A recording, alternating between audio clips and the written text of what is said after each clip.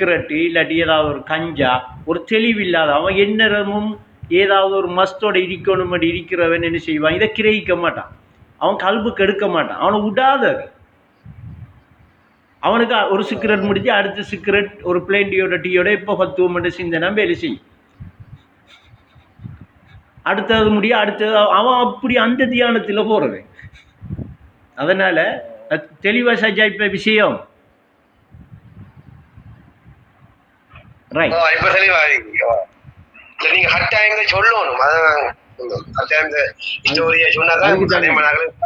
இது கண்டிப்பா தெளிவுபடுத்த வேணும்.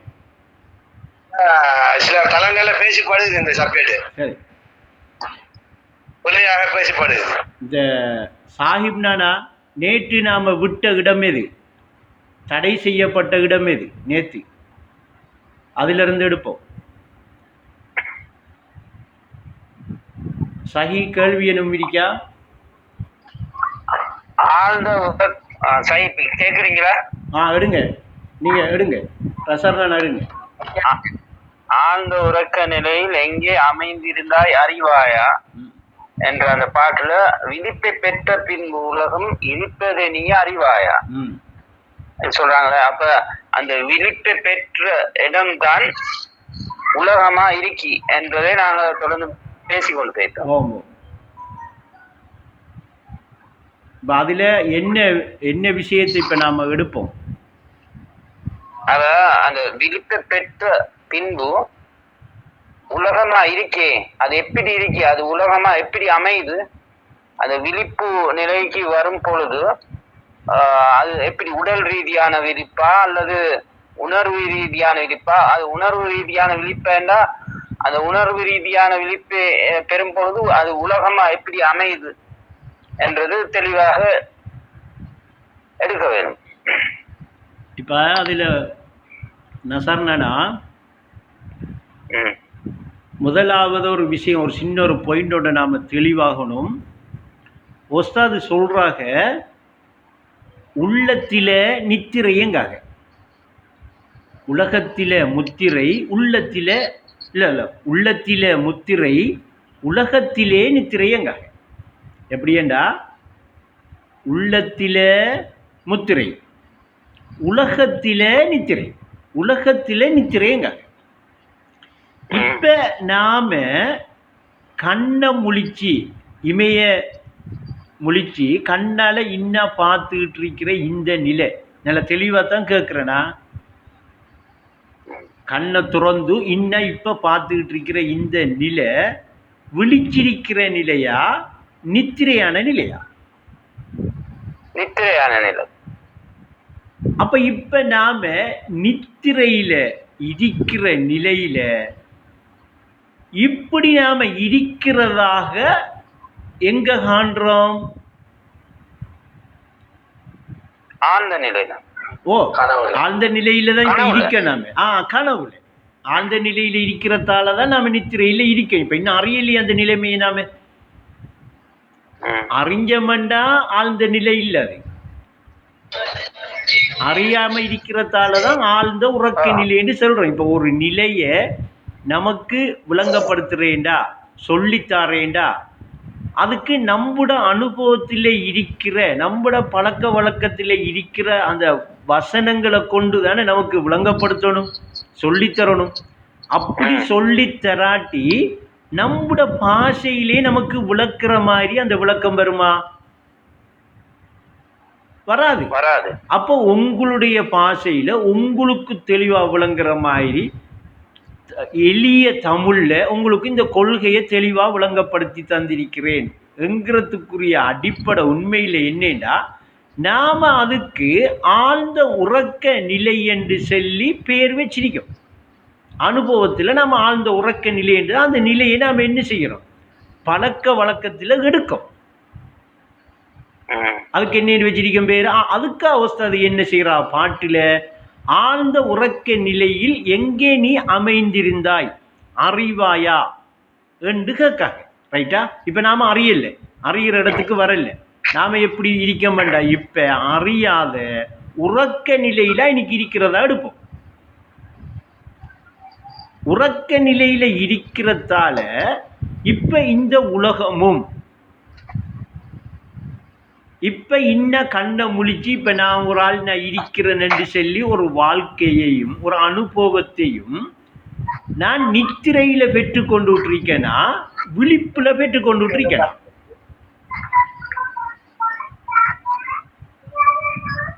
நித்திரையில உஸ்தாது சொல்றாங்க உலகத்தில நித்திரை என்று தான் சொல்றாங்க. அப்ப நித்திரையில நான் இந்த வாழ்க்கையையும் இப்படி ஒரு விழிப்பையும் கண்ணை முழிச்சு பார்க்குற மாதிரி ஒரு நிலையும் எனக்கு வந்திருக்கேன்டா. இந்த நிலை எங்க வந்திருக்கி? கனவுலாம் வரும், கனவுலாம் வழிபடும், கனவுலாம் அப்படி வந்திருக்கணும். ஏனெண்டா உஸ்தாது இன்னும் இருக்கிற நிலையை என்ன என்று சொல்றாங்க? இன்னும் நாம இப்ப வளமை எல்லாரும் வாழ்ற இந்த நிலைமையை தான் சொல்றேன். உலகம் ஒரு நீண்டதோர் கனவுங்க. அப்ப நாம நித்திரையில இருக்கிறதால இப்ப எங்க வாழ்ந்துட்டு இருக்கோம்? கனவுல வாழ்ந்துட்டு இருக்கோம். இப்படி கனவுல வாழ்ற இந்த வாழ்க்கையில தான் நாம என்ன செய்யறோம்டா, கண்ணை கொண்டு இமைய துறந்து பார்க்கிற பார்வை இமளிப்பட்டிருக்கு இல்லையா? அப்ப இந்த நிலை நித்திரையில இருக்கிறதால ஏற்பட்டிருக்கின்ற ஒரு முடிவுக்கு வரலாமா?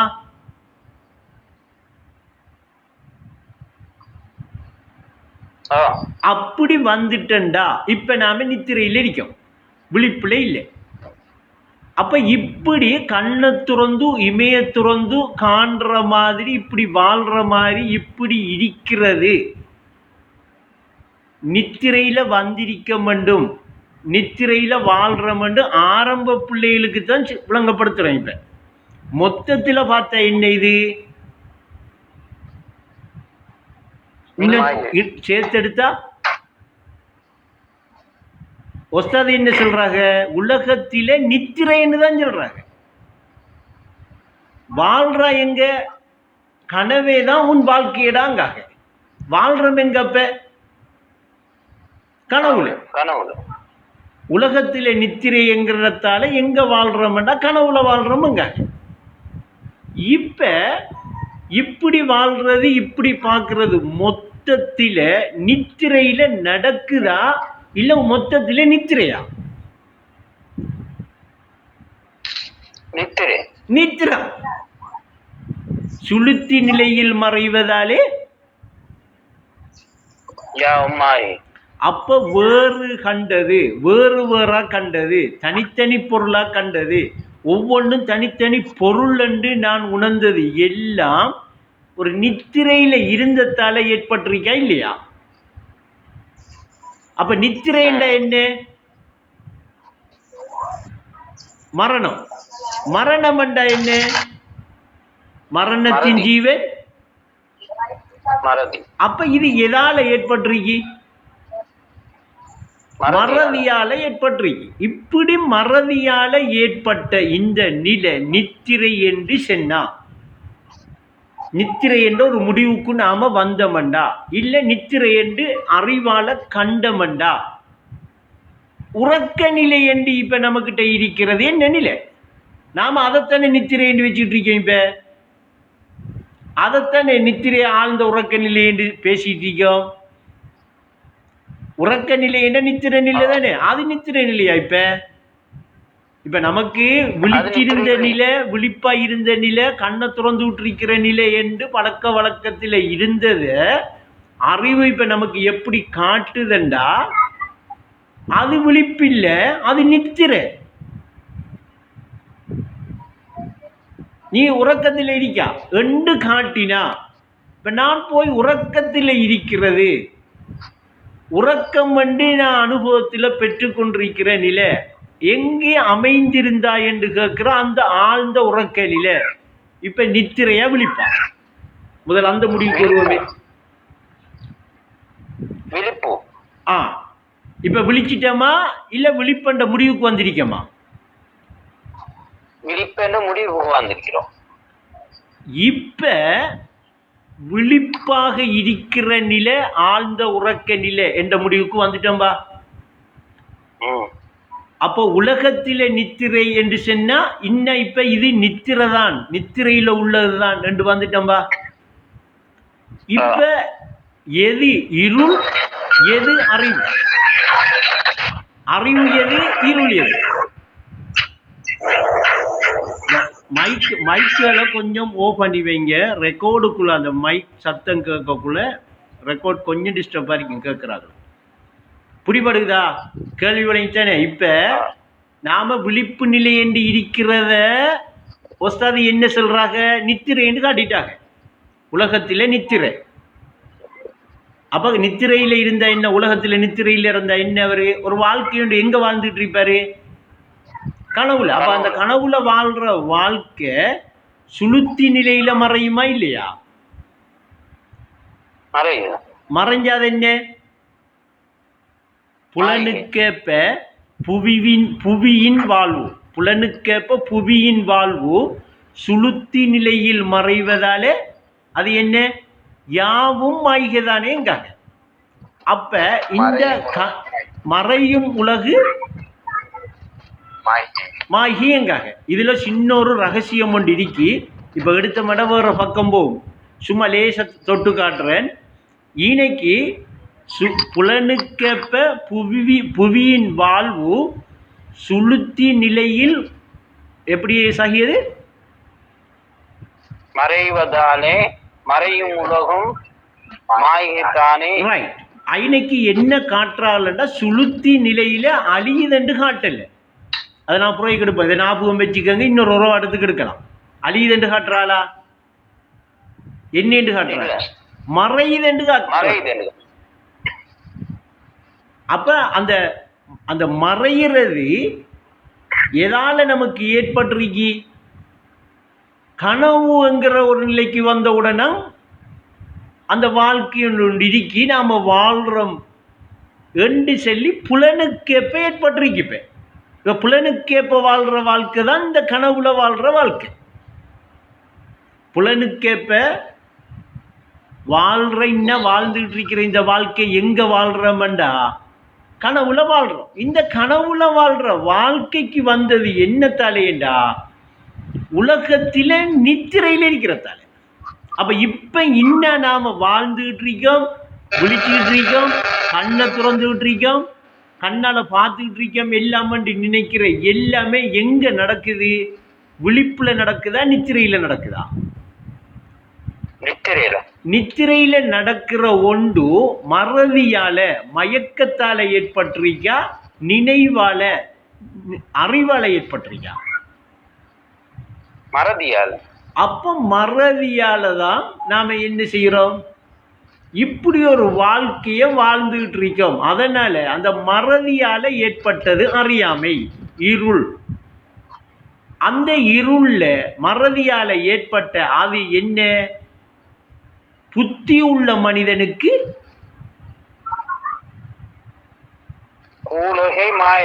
புவி உலகமாகியா.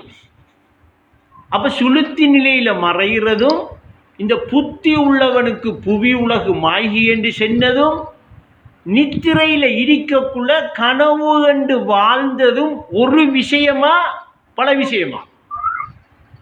ஒரே விஷயம். அப்ப இது மொத்தத்தில் இது என்ன? நித்திரை. இப்ப நாம நித்திரையில இருக்கோம். இப்ப நித்திரையில இருக்கோம் என்று சொல்லி நாம விளங்கினோம்டா, நமக்கு இது நித்திரதான் என்று சொல்லி விளங்குற அளவுக்கு நம்மட அறிவு நிலை மாறுபட்டுட்டா, அதை உணர்ந்து கொள்ற நிலை வந்துட்டா, இந்த நித்திரையிலிருந்து விடுபடுறதுக்கு, இந்த நித்திரையை நீக்கிறதுக்கு, இந்த தூக்கத்தை நீக்கிற எல்லா முயற்சியும் எடுப்போமா இல்லையா? இது இப்ப இன்டர்நெட்டா நாம இந்த நித்திரையில் இருக்கோம். ஆரம்ப பிள்ளைகளுக்கு இது விளங்காது. கோடா கோடி காலமா இருக்க இந்த தூக்கத்தில் இன்னும் விழிக்காம. அப்ப தொடர்ந்து எங்க வாழ்ந்துகிட்டு இருக்கோம்? நித்திரையில இருந்தா எங்க வாழுவோம்? மறதியில வாழ்ற வாழ்க்கைய ஒஸ்தாது என்ன சொல்றாங்க? புலனுக்கு எப்ப வாழ்ற வாழ்க்கை? ஆழ்ந்த உறக்க நிலையில் எங்கே அமைந்திருந்தாய் அறிவாயா என்ற விஷயம், அந்த விஷயமும் தூக்கத்தை நீக்கி தூய களிமாவை எடு, தூயோன் துணை கிடைக்கும் என்கிற விஷயமும் நீங்க இப்ப எக்ஸ்பிளைன், நீங்க விபரிச்ச விஷயத்துல நான் பேச கிளியர் ஆயிட்டு தெளிவா கேக்குது, கேளுங்க மச்சான். அப்ப இந்த உலக வாழ்வு, நாம இப்ப வாழ்ந்து கொண்டிருக்கிற வாழ்வு நித்திரை,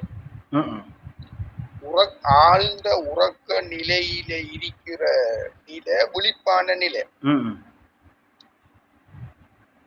இப்ப இப்ப இப்ப நாம நித்திரையில இருக்கம்ங்கிற இத விழிப்புலையா உணரணும், இல்ல ஆழ்ந்த நிலைய விழிப்பாடு போனோமா? இப்ப நிஜமாக வாழ்ந்துகிட்டு இருக்கிற இந்த மறதியான நிலைய ஏக பிரபஞ்சமாக நான் அமர்ந்திருக்கிறேன். நம்ம தியானம் செய்யும் போது நான் ஏக வியாபகமாக நான் இருக்கின்றேன் என்ற நிலைய, அத உள்ளத்துல இருக்கிற நிலைய ஒப்புட்டா அத உள்ளத்துல தனிப்படுத்துற. ஓமோ மச்சான், இதுல நல்ல ஒரு விஷயம் கேட்டீங்க, நான் அதை கொஞ்சம் முழங்கப்படுத்திட்டார். இப்ப இதுல சின்ன ஒரு நுட்பம் ஒன்றிருக்கு மச்சான். ஆரம்ப பிள்ளைகள் பிடிச்சிக்க மாட்டாங்க, இருந்தாலும் இதை நீங்க கொஞ்சம் நல்லா கிரகிச்சிங்களா நான் என்ன செல்ல வாரனுங்கிறத விளங்கி எடுக்கணும். இன்னைக்கு நான் சரியாத்தான் சொல்றேன், அது பிடிச்சு கொள்ற அளவுல நம்மட பக்குவங்கள் இல்லாததுல கொஞ்சம் கஷ்டமா இருக்கு, அவ்வளவுதான். இப்ப ஆழ்ந்த உறக்க நிலையில ஒரு விழிப்பு ஏற்படும் என்று சொல்றது ஆரம்ப பிள்ளைகிட்ட, அது பிள்ளையல்ல அப்படி சொல்றது. ஆழ்ந்த உறக்க நிலையில ஒரு விழிப்பொண்டு ஏற்படும், அதுகள் எப்படி நினைக்குதுண்டா, ஆழ்ந்த உறக்க நிலை இல்ல இருக்கக்குள்ள எனக்கு ஒரு விழிப்பொண்டு ஏற்படும்ங்கிற விஷயத்த இங்க கண்ணை துறந்து ஒரு விழிப்பொண்டு ஏற்படுகுதே என்கிற ஒரு விஷயம். அடுத்தது ரைட், தூக்கத்தை நீக்கி கொஞ்சம் தூக்கத்தை ரைட், இத சொல்றேன், அதை எடுங்க. இப்ப இங்க பழக்க வழக்கத்துல கண்ணை முழிச்ச உடனே ஒரு விழிப்பொண்டு ஏற்படுற மாதிரி ஆழ்ந்த உறக்க நிலையிலையும் ஒரு விழிப்பொண்டு நமக்கு ஏற்படும் என்று ஒரு கற்பனைக்கு போகுது. தெளிவா விளங்குதா விஷயம்? இப்ப நாம அதுக்குதான் இப்ப எடுத்த பேச்சில தெளிவா விளங்கப்படுத்தினது என்னன்னா, கண்ணை கொண்டு பார்த்து இமைய விழிச்சு இன்ன விழிப்படுத்த இந்த கண் விழிப்பு, கண் விழிச்சத்தை என்ன சொல்றாங்க, நித்திரை என்று சொல்றாங்க. அப்ப நித்திரை என்று சொன்னா அந்த விழிப்பு ஆழ்ந்த உறக்க நிலைய விழிப்பென்று நான் சொல்றேன்னா, ஆழ்ந்த உறக்க நிலையில விழிக்கணும் என்று சொல்றேனா? ஆழ்ந்த உறக்க நிலையில் விழிக்கணும் என்று தான் சொல்றீங்க. அதுக்கு காரணம் நாம இன்ன விழிச்சு இருக்கிற நிலையொண்டா இன்னைக்கு ஏற்படணும் என்று நாம சிந்திக்கிறது தான். ஏனென்றா இப்படி அங்க ஒரு விழித்து ஒரு நிலை வந்து அங்க இது மாதிரி எல்லாம் நமக்கு தெரிய வேண்டி வரணும். அப்படி வந்தா தான் அது விழிப்பு என்கிற ஒரு பழக்க வழக்க ஒரு திரை ஒன்று நம்மகிட்ட இருக்கு. அந்த திரை அங்க நீங்காம இருக்கு. நீங்காம இருக்கிறதால அப்படி ஒரு கற்பனைய, அப்படி ஒரு எதிர்பார்ப்பா இன்னைக்கு எதிர்பார்க்கும். ஆனா இப்ப நான் செல்ல வரேன் என்னேண்டா, நான் தெளிவாத்தான் அதை விளங்கப்படுத்துறேன். ஆழ்ந்த உறக்க நிலையத்தான் விழிப்பண்டு சொல்றேன். நீங்க விழிக்கிறல்ல அங்க, அது விழிப்பது. இப்ப நீங்க இரவைக்கு உறக்கத்துல கிடக்குறீங்கன்னா விழிப்புல இருக்கிறீங்க. இன்னைக்கு என்ன நடக்குது இல்லையண்டா, என்ன இன்னைக்கு நடக்கணும்டா, நான் விழிப்பா இருக்கணுங்கிறத நான் உணர்றேன் இல்லை, அந்த அறிவை எடுக்கணும் இல்லை. இப்ப ஒஸ்தாதி அதுக்கு எப்படி பாட்டுல சொல்றாங்கண்டா, உடலை காட்டாம உள்ளமனும் வீட்டினிலே உறங்குகிற உன்னறிவை தட்டி ஒழுப்ப சொல்றாங்க. இப்ப இன்னைக்கு ஒரு வேலை ஒன்று நாம செய்ய வேண்டியிருக்கேன், கொள்ளையா இல்லை, ஒரு வேலை தான். நான் விழிப்புல இருக்கிற நிலை அதுதான் என்று ஞாபகப்படுத்தி பழக வேண்டியிருக்கு. நான் பயிற்சி ஒன்று எடுக்க வேண்டியிருக்கு. அப்படி எடுக்கக்குள்ள எனக்கு என்ன செய்யப்படும், இப்ப நான் விழிப்புல இருக்கேன், இதுதான் விழிப்பு என்று இந்த பழகின பழக்க வழக்கம் இந்த திரை காலப்போக்கில் நீங்குமா இல்லையா?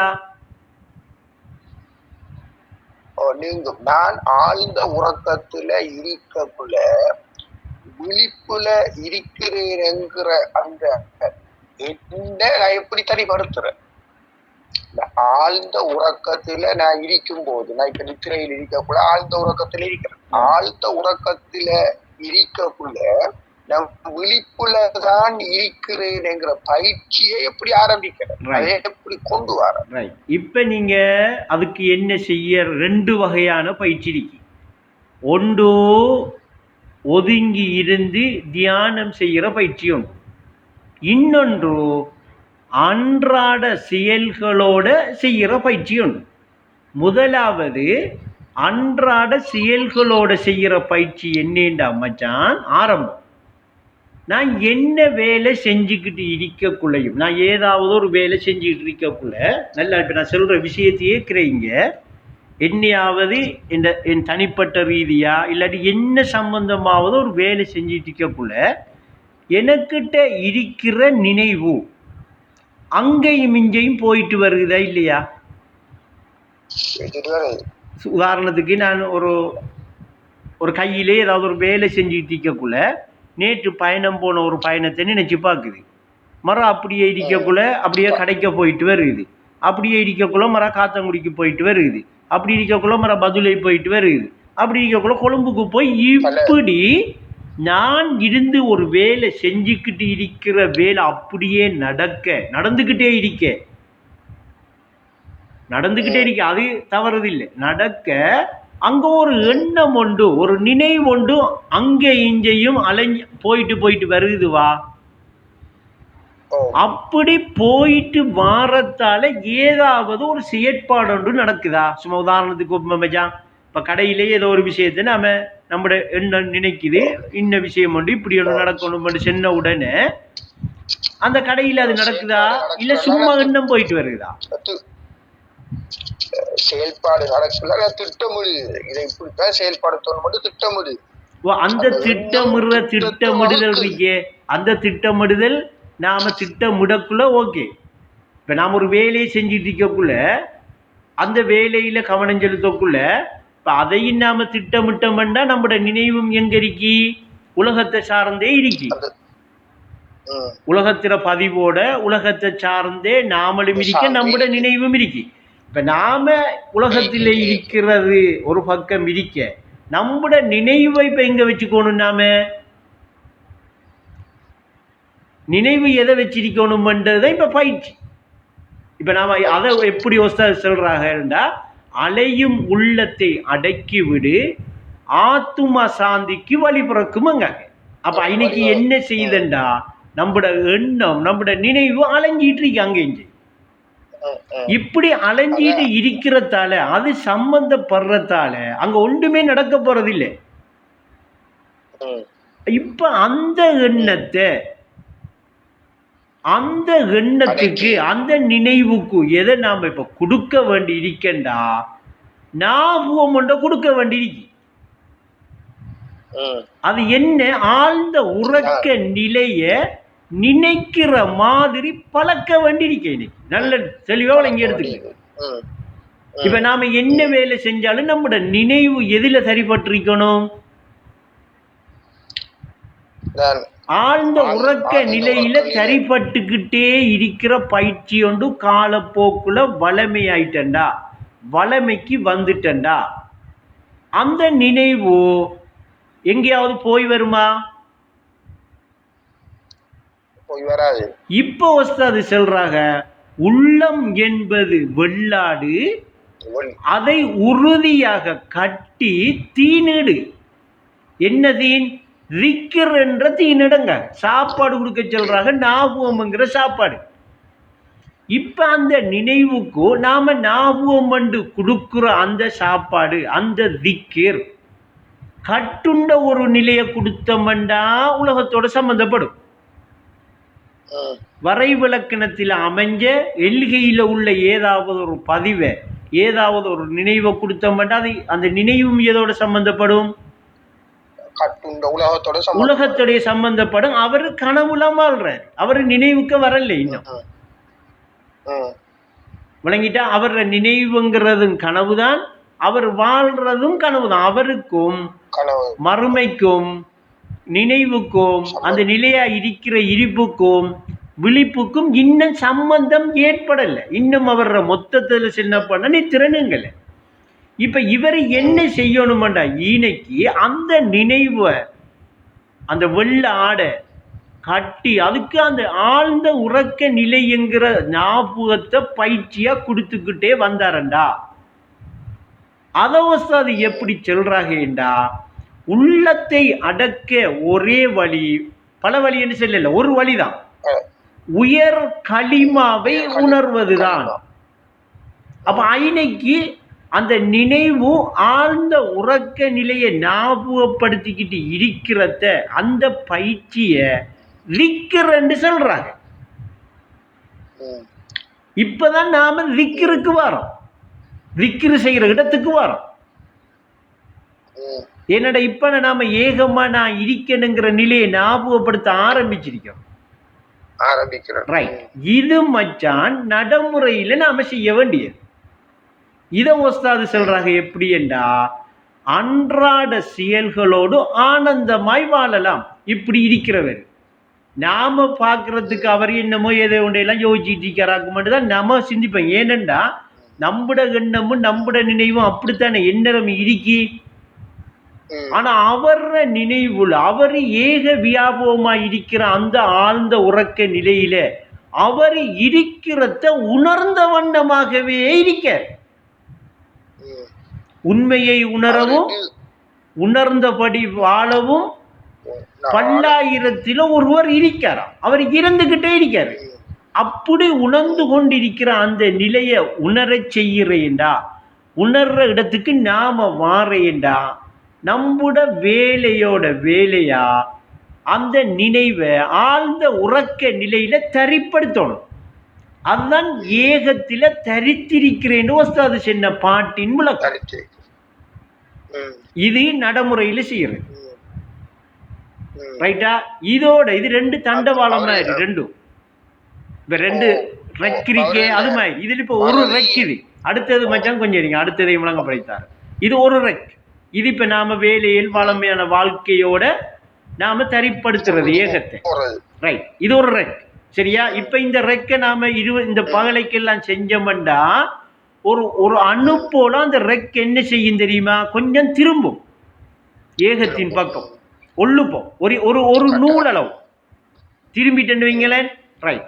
இப்ப அடுத்தது நாம் உறக்கத்துக்கு போறோம். வளமையா உறக்கம் அந்த நினைச்ச நிலையத்தானே நாம நினைவுல பகலைக்கெல்லாம் நினைச்சிட்டு இருக்கோம்.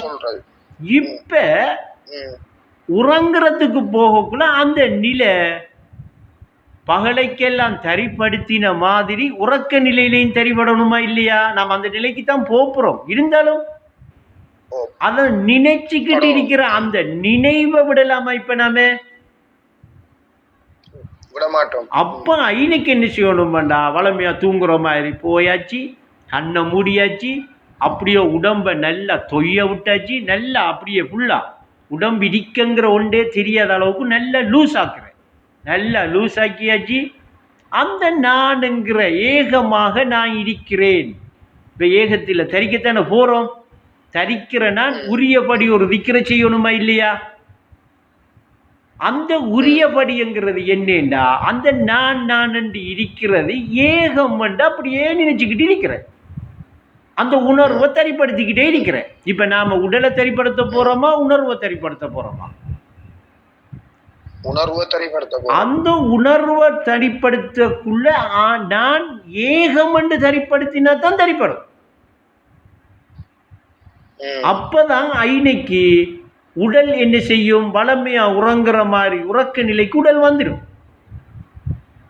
உடல் என்ன செய்யும், அந்த புலன்கள் எல்லாம் ஓய்வாகி அடங்கி ஒரு நிலைப்பட இந்த நான் ஏகமா இருக்கிறேங்கிற அந்த நிலை உங்களுக்கு உணர்த்த வேண்டியதை அந்த நேரத்தில் உணர்த்திக்கிட்டு இருக்கிறது தான் உடனிருக்கும் இறைவனோட நீங்க உறவாடுறது. அங்க ஒரு உறவாட்டம் ஒன்று நடந்துகிட்டு இருக்கும் உங்களுக்கு இறைவனுக்கு இடையில. அந்த விழிப்பு தரிப்பட்டா இசைந்து வந்தா அது இப்போ ஒரு சில நாட்கள்ல ஏற்படாது. ஆனா ஏற்படாதென்றும் இல்லை. நம்மட உள்ளத்தை பொறுத்து, நம்மட உள்ளத்தில எந்த அளவுக்கு தரகுகள் இருக்கோ அந்த அளவுக்குத்தான் அது என்ன செய்யும். தரகுகள் கூடி இருந்தா அதுக்கேற்ற மாதிரி தரிப்படும். தரகுகள் குறைஞ்சிச்சென்றா இன்னும் என்ன செய்யும், தரிப்படுற வீதம் கூடும். அதை நாம பயிற்சி பண்ணிக்கிட்டு இப்ப ஏற்கனவே சென்ன ரெக்கில் ஒரு இஞ்சி கழிச்சாச்சுவா, இஞ்சால இந்த ரெக்கில் என்ன செஞ்சுட்டேன். இப்ப ஒரு நூல் கழிச்சிட்டோம்னு மச்சான். இப்ப இந்த 2 ரெக்கும் போய் எங்கேயாவது ஒரு இடத்துல டச் ஆகாதா இல்லையா? நான் தான் உணர்ந்துட்டீங்க. அதான் இப்ப நீங்க உணர்ந்த நிலையில் இருப்பீங்க. அதுக்கு கருத்து தான் அல்லாஹ்வை தவிர சிருட்டு இல்லை என்று சொன்ன கலிமாவின் கருத்து.